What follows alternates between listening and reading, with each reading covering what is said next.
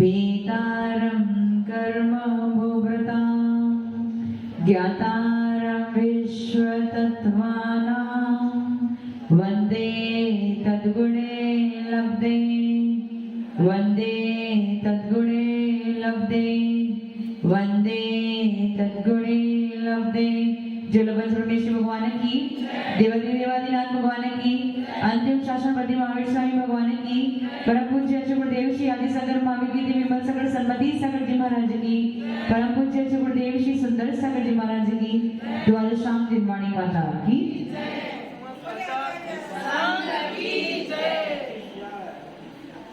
गति, जाति, शरीर, आंगोपांग, निर्माण, बंधन, संघात, संस्थान, सेनन, स्पर्श, रस, गंध, वर्ण, अनुगोली, अग्रलघु, उपघात, परघात, आतप, उद्योग, उच्छ्वास, व्यायोगति, प्रत्येक शरीर, त्रस, सुख, सूक्ष्म, पर्याप्ति, स्थिर। पर्याप्ति आपकी हो गई थी ना? पर्याप्ति में पर्याप्तक और अपर्याप्तक, कल उसका पूरा वर्णन हो गया था और आपने सब कुछ लिख भी लिया था। कुछ बाकी है लिखना? पर्याप्ति के रिलेटेड कोई प्रश्न है क्या? नैनाटी जो शेष प्रश्न है वो बाद में पूछेंगे, लेकिन पर्याप्ति के रिलेटेड पर्याप्तक और अपर्याप्तक नामकरण के जो कोई प्रश्न आपके शेष है क्या? किसी को पूछना है? किसी को ऐसी कोई बात जो समझ में ना आई हो? हाँ पूछो। हेलो। नमस्ते गुरुदेव, वंदनाई माता जी। पर्याप्तक से रिलेटेड क्वेश्चन है माता जी, जैसे कि गर्भावस्था में सेकंड थर्ड फोर्थ में जिस बच्चे की डेथ हो जाती है जिसको बोलते हैं एबॉर्शन, वो अपर्याप्तक की वजह से होता है या फिर पर्याप्तक ही होता है? जो गर्भज है वो पर्याप्तक ही होगा, वो अपर्याप्तक नहीं हो सकता है। मनुष्य में अपर्याप्तक जो होते हैं वो समूर्छन होते हैं, वो गर्भज नहीं होते। यदि गर्भ में कोई जीव आया है तो निश्चित तौर पे पर्याप्तक नामकरण का उदय उसको होगा, अंतर्मुख के अंदर ही वो अपनी पर्याप्ति को पूर्ण कर लेगा। लेकिन यदि कोई कारणवश उसका मरण हो जाता है लेकिन उसमें कोई अपर्याप्तक नामकरण का कोई उदय का कारण नहीं है, उसका आयु कर्म का दोष, उसका कोई अस्थाता विधि कर्म का उदय हो गया होगा, जो भी है कोई कारण की वजह से उसका आयु कतलीघात हो जाता है। ठीक है, और कोई प्रश्न? विकलांग के लिए भी मैंने बता दिया था, विकलांग लोग भी अपर्याप्तक नहीं होते हैं। जो गर्भज है, आप सब गर्भज हो, विकलांग भी गर्भज है। वो आंखों से नहीं दिख रहा है, बोलने में नहीं आ रहा है, कानों से सुनाई दे रहा है, तो वो उनके आंगों पांग में विकार भाव है, लेकिन वो पर्याप्तक तो है। क्योंकि जो गर्भज मनुष्य है वो सारे के सारे पर्याप्तक ही है, परंतु जो समूर्छन मनुष्य है, जो कान बगल आदि में उत्पन्न होते हैं, वो सारे अपर्याप्तक होते हैं। समूर्छन का अर्थ क्या होता है? जो हवा पानी आदि से मिश्रण से उत्पन्न होते हैं वो सारे समूर्छन होते हैं और वो अपर्याप्तक होते हैं। और एक श्वास में 18 बार जन्म मरण को प्राप्त हो जाते हैं। ठीक है, और कोई प्रश्न? कल मैंने बताया था यदि कोई अपर्याप्तक जीव पुनः बार बार अपर्याप्तक बनेगा तो कितनी बार बनेगा? 66,336 बार वो अपर्याप्तक बन सकता है, जिसमें 66,132 भाव किसके हैं? एक इंद्री के। 66,132 भाव किसके हैं? एक इंद्री के हैं। 80 भाव 2 इंद्री के, 60 भाव 3 इंद्री के, 40 भाव 4 इंद्री के और 24 भाव पंचेंद्री के। उस 24 भाव में 8 भाव पंचेंद्री असंगी के, 8 भाव पंचेंद्री संगी तीनेज के और 8 भाव मनुष्य के। समझ में आ गया? इतना क्लियर है ना? इसमें तो किसी को कोई डाउट नहीं है ना? और कोई प्रश्न पूछना है? हाँ पूछो। अपर्याप्तक मनुष्य के 8 भाव होते हैं, तो पर्याप्तक मनुष्य के कितने भाव होते हैं? पर्याप्तक मनुष्य के भाव मैक्सिमम, उसका काल बताया, भाव नहीं बताया, काल है उसका 47 पूर्व कोटि, 47 पूर्व कोटि और 3 पल्ले। पूर्व कोटि का मतलब? पूर्व कोटि, पूर्व 84 लाख इंटू 84 लाख इंटू 84 लाख, ये एक पूर्व हुआ और इसको करोड़ से गुणा करो तो एक पूर्व कोटि हो गया। नहीं समझ आया? 84 lakh into 84 lakh into 84 lakh into करो, एक पूर्व कोटि, पूर्व का अर्थ है 3 बार 84 लाख और 1 कोटि यानी करोड़। समझ में आ गया? आदिनाथ भगवान की आयु कितनी थी?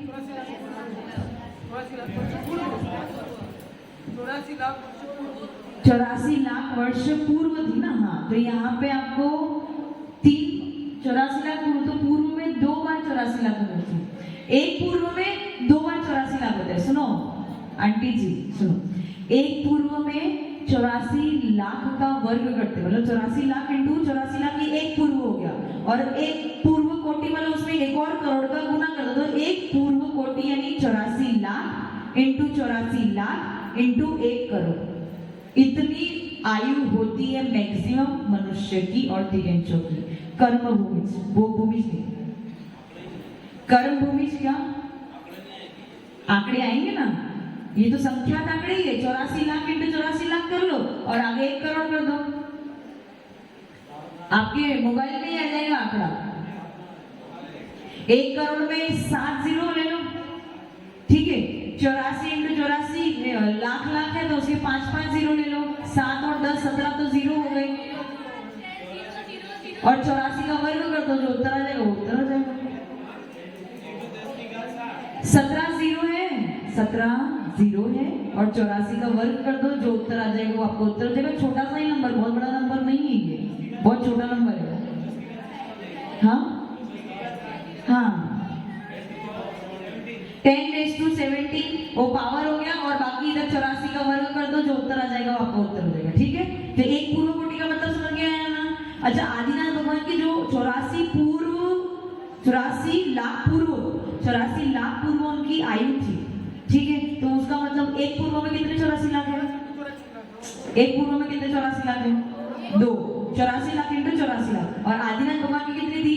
84 लाख पूर्व, तो यहाँ पे कितने 84 लाख हो गए? 3 हो गए। समझ में है? ये उनकी आयु थी, परंतु इससे भी ज्यादा यदि कोई जाए मनुष्य तो मैक्सिमम सबसे ज्यादा आयु कितनी हो सकती है? एक पूर्व कोटि, एक पूर्व में तो 84 लाख है, 84 लाख इंटू 84 लाख, और उसके आगे 1 और करोड़ है, तो इसको गुणा कर दोगे तो उत्तर आ जाएगा। तो आदिनाथ भगवान की मैक्सिमम आयु नहीं थी, थोड़ी सी कम थी। समझ में आया ना? समझ में? 1 करोड़ से 84 लाख कम होता है ना, कि नहीं होता है? ठीक है। हाँ, और कोई प्रश्न? और कोई प्रश्न है? नहीं है? हो गया? पर्याप्तक के बारे में सब क्लियर हो गया? पंकज जी आपके पास कोई प्रश्न? अमित जी कोई प्रश्न? ऐसा बोला मैं पूरा भी प्रश्न ही हूँ, मुझे कुछ समझ में आएगी ना, क्योंकि मैं आया ही नहीं था क्लास में। पर्याप्तक और अपर्याप्तक आपका पूरा हो गया है। अब आते हैं स्थिर और अस्थिर। स्थिर और अस्थिर। अब ये जो आपके शरीर है उसमें धातु उपधातु होती है। क्या होती है? धातु उपधातु। धातु भी 7 प्रकार की होती है, उपधातु भी 7 प्रकार की। धातुओं के नाम लिख दो। रस, रक्त, रक्त यानी रुधिर, मांस,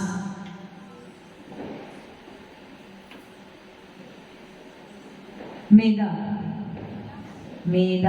मैदा नहीं, मैदा आपके घर वाला मैदा नहीं, आपके शरीर में मैदा है, वो मैदा। मैदा हड्डी,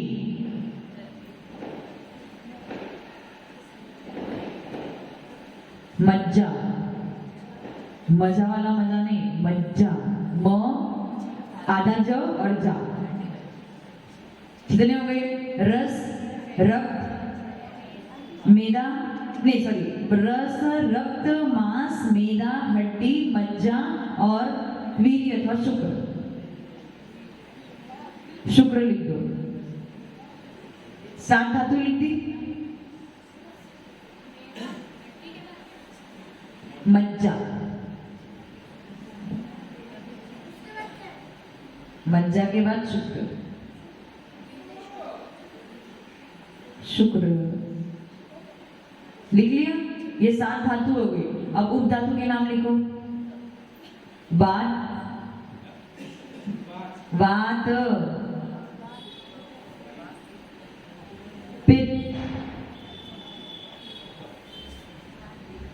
कफ, सीरा,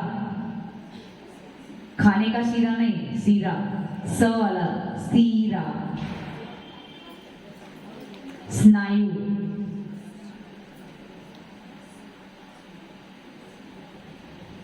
सीरा, स्नायु, चर्म, चर्म, चर्म, चर्म,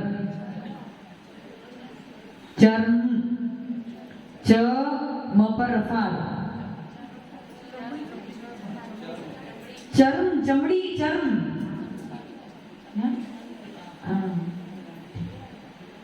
और क्या बच गया? हाँ, उदर अग्नि, उदर अग्नि,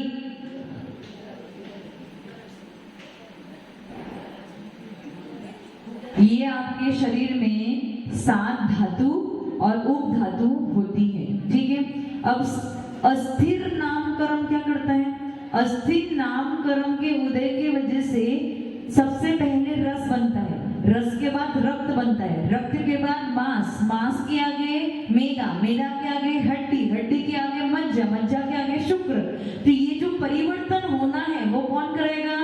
अस्थिर नामकरण ये परिवर्तन कराएगा। अगर अस्थिर नामकरण का उदय नहीं होगा तो आगे परिवर्तन, जो रस है वो रस ही रह जाएगा, रक्त नहीं बनेगा, रक्त वाला आगे मांस नहीं बन पाएगा, मांस वाला आगे मेदा नहीं बनेगा, ऐसे वो नहीं होगा। तो अस्थिर नामकरण क्या करता है? परिवर्तन लाता है, परिणमन कराता है। किसको? रस को रक्त में, रक्त को मांस में, मांस को मेदा में, मेदा को हड्डी में, हड्डी को मज्जा में और मज्जा को शुक्र में। ये कौन कराता है? अस्थिर नामकरण, स्थिर नामकरण नहीं, अस्थिर नामकरण इसको चलायमान करता है, मतलब उसको परिणमन कराता है। इतना समझ में आ गया? ये जब धातु में बनती है ना, अब आपने आज आपने भोजन किया तो उसका रस बना। अब ये 7 धातुओं को बनने के लिए टोटल 30 दिन लगते हैं। कितने दिन? जो आज आपने भोजन किया ना उसको इन 7 धातुओं में परिवर्तन होने के लिए कितने दिन लगते हैं? 30 दिन। यानी एक धातु को बनने के लिए पूरे 4 दिन, पूरे 4 दिन और 2 दिन के 7वें भाग, 4 दिन और 2 दिन का 7वां भाग, इतना लिख लिया। 7 धातुओं बनने के लिए कितने दिन लगते हैं? पूरा 1 महीना, 30 दिन लगते हैं। और एक धातु को बनने के लिए अगर 1 महीने को आप 7 से डिवाइड करोगे तो कितना बनेगा? पूरे 4 दिन और 2 दिन का 7वां भाग, 2 दिन का 7वां भाग। इतना समझ में आया?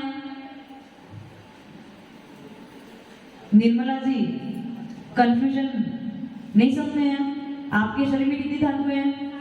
7। एक ही के बाद एक धातु बनती है। पहले जो भोजन किया उसका क्या बनेगा? रस बनेगा। रस के आगे क्या बनेगा? रक्त। रक्त का आगे क्या बनेगा? मांस। मांस का आगे क्या बनेगा? मेदा। मेदा के आगे हड्डी। हड्डी के आगे मज्जा। मज्जा के आगे शुक्र। ये धातु परिणमन करती है और लास्ट शुक्र पहुंचने के लिए उसको 1 महीना लगता है। कितना महीना? 1 महीना। तो एक धातु को उस 1 महीने में पहली धातु रस को बनने के लिए 4 दिन और 2 दिन का 7वां भाग लगता है। पहली बार जो पहला धातु है रस जो है उसको बनने के लिए 4 दिन और 2 दिन का 7वां भाग लगता है। फिर आगे रक्त को बनने के लिए उसके आगे 4 दिन और 2 दिन का 7वां भाग लगेगा। समझ में आया? अब मैं क्या कह रही हूँ, समझ में आ रहा है ना? ऐसे ऐसे करते करते लास्ट में आपका शुक्र तैयार हो जाएगा। इतना क्लियर है? इतना क्लियर है? नहीं क्लियर है? आगे ऐड कर दो ना, वो मैं पूरा कैलकुलेशन करके कैसे बताऊंगी? पहले एक एक धातु को 4 दिन और 2 दिन का 7वां भाग लगता है। आगे आगे ऐड करते जाओ। 2 दिन का 7वां भाग। ये समझ में नहीं आ रहा आपको? पूरे 4 दिन तो पूरे लगेंगे और उसके आगे 2 दिन के 7 भाग कर दो। 7वां भाग उसमें से 1 भाग लेना है। 2 दिन का 7वां भाग का मतलब क्या होता है? 48 घंटे को 7 भाग में डिवाइड करो, उसमें से केवल 1 भाग ले लो। इतना समय एक धातु के लिए लगेगा। 4 दिन तो पूरे ले लिए और 48 घंटे के 7 भाग करके उसमें जो एक भाग बचा उसको इसके साथ में जोड़ के एक धातु को इतना समय लगता है।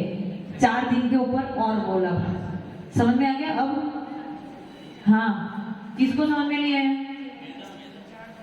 मैं तो बता रही हूँ। इतना समझ में आ गया? हाँ या ना? तो हाँ तो बोलो अच्छे से। रक्त आप सब जानते हो, मांस जानते हो। मांस के आगे मैदा बनता है। मैदा यानी फैट्स, फैटी एसिड्स, फैट जो बोलते हो ना, वसा फैट, ठीक है। फैट के आगे वो हड्डी बनती है और हड्डी के आगे मज्जा यानी बोन मैरो, जो आपके हड्डी के अंदर जो गैप होता है उसमें जो स्पॉन्जी पदार्थ होता है उसको मज्जा कहते हैं। और उसी मज्जा से आगे आपके शरीर में जो सबसे शक्तिशाली चीज जो होती है उसे शुक्र कहते हैं। जो लास्ट है कि क्या होता है, देखो रक्त का जो वैल्यूएबल पार्ट है, मतलब जो सारभूत पार्ट है, रक्त का जो रस का जो सारभूत पार्ट है वो रक्त में आता है। रक्त का सारभूत पार्ट आगे जाके मांस बनता है। मांस के में से सारभूत पार्ट वो वसा जो है उसको मैदा बनाते हैं। मैदा का जो सारभूत पार्ट है वो आगे जाके हड्डी बनता है। हड्डी का जो सारभूत पार्ट है वो बोन मैरो यानी मज्जा बनता है। और मज्जा का भी जो सारभूत पार्ट है वो लास्ट में शुक्र बनता है। तो सबसे शक्तिशाली वस्तु अगर आपके शरीर में है तो वो क्या है? समझ में आया? समझा गया ना? तो इस प्रकार से आपके 7 धातुएं बनती है। इतना क्लियर हो गया? कितने दिन में बनेगी? टोटल 30 दिन में बनेगी। और एक धातु 4 दिन और 2 दिन का 7वां भाग, इतने में एक धातु बन जाएगी। हाँ, वो बाद में समझ में आ जाएगा तुम्हें, ठीक है। ये 7 धातुओं के बारे में मैंने आपको बता दी। उसी प्रकार से उप धातुओं का भी परिणाम होता है, लेकिन शास्त्र में उप धातु कर्म कांड जो शास्त्र है उसमें उप धातुओं का परिवर्तन किस प्रकार से होता है, कितने दिन में होता है, इसका वर्णन नहीं। धातुओं का वर्णन है तो मैंने आपको धातुओं के बारे में बता दिया। उप धातुओं के नाम मैंने आपको बता दिए। जो डॉक्टर होंगे उनको आप पूछोगे तो आपको समझ में आएगा। बात तो आपको सबको समझ में आता है। बात यानी वायु, पित्त यानी पित्त, कफ यानी श्लेष्म, सीरा यानी नसें होती हैं जो बेड ब्लड सेल्स कहते हैं, मतलब उसको जो आपकी वेन्स तो है वो जो ग्रीन कलर की आपको दिख रही है, जो खराब खून वापस लेके जाती है उसको सीरा कहते हैं। स्नायु यानी हड्डियों के बीच में जो लिगामेंट्स होते हैं उसको ज्वाइन करने के लिए उसको स्नायु कहते हैं। और उसके बाद क्या है? चर्म आपको सबको पता है। उदराग्नि यानी उदराग्नि जो आपके पाचन शक्ति उस मतलब जो पाचन करने में सहायक बनती है उसको उदराग्नि कहते हैं। ये सारी 7 उप धातु होगी। तो स्थिर और अस्थिर। अस्थिर क्या करेगा? परिवर्तन कराने में सहायक बनेगा। और स्थिर क्या करेगा? स्थिर आपके उसमें सहायता करेगा कि जितनी क्वांटिटी में चाहिए उतनी ही क्वांटिटी में वो बना के देगा। अगर ऐसा होगा कि रक्त ज्यादा बन गया, मांस कम हो गया, या मांस ज्यादा हो गया, हड्डी कम हो गई, ऐसा काम नहीं चलेगा। सब कुछ का एक बैलेंस चाहिए। जैसे किसी को बात ज्यादा है, किसी को कफ ज्यादा है, किसी को पित्त ज्यादा है, किसी को उदराग्नि ज्यादा है। ये सब तकलीफ किसकी वजह से है? ये सब तकलीफ अगर आपका स्थिर नामकरण अच्छा नहीं है, अस्थिर नामकरण ज्यादा जोर दे रहा है। अस्थिर नामकरण चाहिए। अगर अस्थिर नामकरण नहीं होगा तो परिवर्तन आगे कन्वर्ट नहीं होगा। लेकिन अस्थिर नामकरण अधिक स्थिर नामकरण पे हावी हो जाएगा तो क्या हो जाएगा? किसी का वात ज्यादा हो जाएगा, किसी का पित्त ज्यादा हो जाएगा, किसी का कफ ज्यादा हो जाएगा। ये सारी तकलीफें क्यों होंगी? जैसे उपवास करते हैं तो उपवास से सबसे ज्यादा तकलीफ किसको होती है? पित्त बढ़ता है। तो जिसका स्थिर नामकरण अच्छा होगा ना उसका पित्त बढ़ेगा नहीं। समझ में? तो दोनों कर्म का उदय हमें चाहिए, स्थिर भी चाहिए और अस्थिर भी चाहिए। और कर्म सिद्धांत में फाइनल है कि ये दोनों एक दूसरे की विपक्षी नहीं है, ये प्रतिपक्षी होने के बावजूद ये दोनों एक साथ में उदय में रहती है। प्रतिपक्षी तो है स्थिर और अस्थिर। जो स्थिर है वो स्थिर, और अस्थिर यानी जो अस्थिर ना रहने दे। स्थिर यानी जो धातु जिस क्वांटिटी में चाहिए उसी क्वांटिटी में उसको स्थिर करना, और अस्थिर यानी धातुओं का परिवर्तन कराना। तो ये दोनों ही हमें चाहिए, क्योंकि दोनों के बिना हमारा काम नहीं चलेगा। इसलिए प्रतिपक्षी होने के बावजूद इन दोनों ही कर्म का उदय एक साथ में रहता है। समझ में आ रहा है ना मैं क्या कह रही हूँ? जिस सुसुर और दूसुर, क्या सुसुर और दूसुर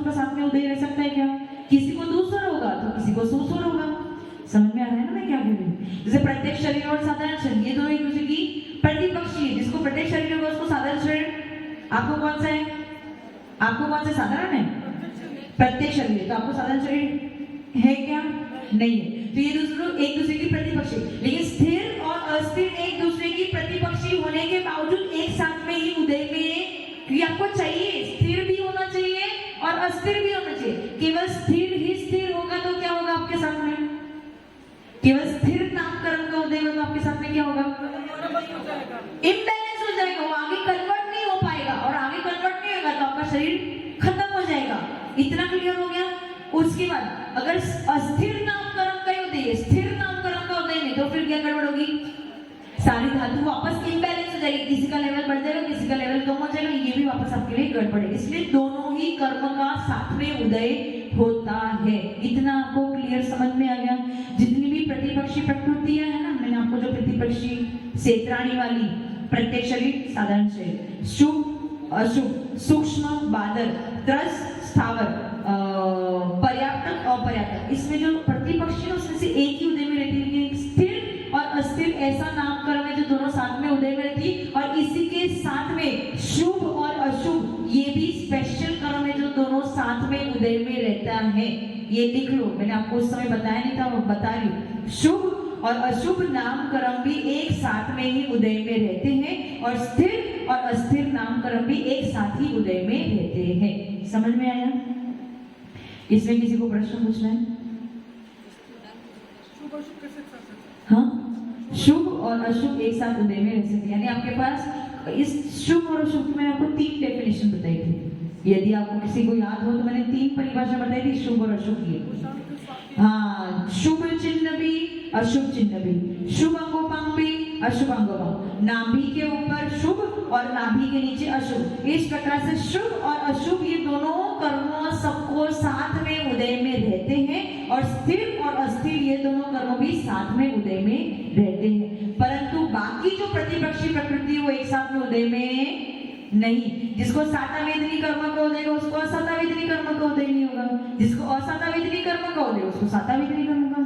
जो उच्च गोत्री होगा वो नीच गोत्री नहीं होगा, जो नीच गोत्री है वो उच्च गोत्री, क्योंकि ये सब प्रतिपक्षी एक दूसरे के द्वंद्वी है। परंतु स्थिर अस्थिर और शुभ अशुभ एक साथ में उदय में रहते हैं, ये इन दोनों की विशेषता है। समझ में आया? हाँ पूछो। हाँ, नमस्ते गुरुदेव, वंदना माता जी। आपने भी बताया शुभ और अशुभ कर्म का उदय एक साथ में रहता है, ये आवश्यक है या मैं भी रह सकता हूँ? रहता ही है, कोई इसमें और पर कुछ भी नहीं है। दोनों साथ में उदय में रहते ही है और पूरे जीवन भर उदय में रहेंगे, हर जीव के साथ में, भले कोई भी जीव क्यों ना हो, देव मनुष्य नारकी तीन सबको साथ में उदय। नाभि से नीचे और नाभि, मैंने 3 परिभाषा बताई थी उसकी, नाभि के नीचे, नाभि के ऊपर वाली, दूसरी आंगोपांग वाली, और तीसरी शुभ चिन्ह और अशुभ चिन्ह वाली। तो इसके हिसाब से दोनों साथ में ही उदय में रहते हैं। तो शुभ चिन्ह के साथ में अशुभ चिन्ह, हाँ, आपके शरीर में कितने चिन्ह हैं, कहीं शुभ है कहीं अशुभ है, तो वो साथ में है। समझ में आया? और स्थिर अस्थिर का तो क्यों साथ में रहता है मैंने आपको बता दिया। स्थिर भी चाहिए, अस्थिर भी, धातु का बैलेंस भी चाहिए, और धातु का परिवर्तन होना भी जरूरी है। तो धातु का बैलेंस स्थिर से चलेगा और धातु का परिवर्तन अस्थिर से चलेगा। समझ में आया ना? ठीक है, इतना क्लियर है ना? और कोई प्रश्न है किसी को? ठीक है, आपका समय हो चुका है, स्थिर अस्थिर पूरा हो चुका है। आगे अब क्या बाकी है? आदे, यश कीर्ति और तीर्थंकर। बस नामकरण की ये 3 पिंड प्रकृति शेष है, उसको पूरा करेंगे तो आपका नामकरण भी पूरा हो जाएगा। ओम नमः सिद्धेभ्य। एक बार सरस्वती माता के चरणों में चलेंगे, वंदन करेंगे, नमन करेंगे। ओम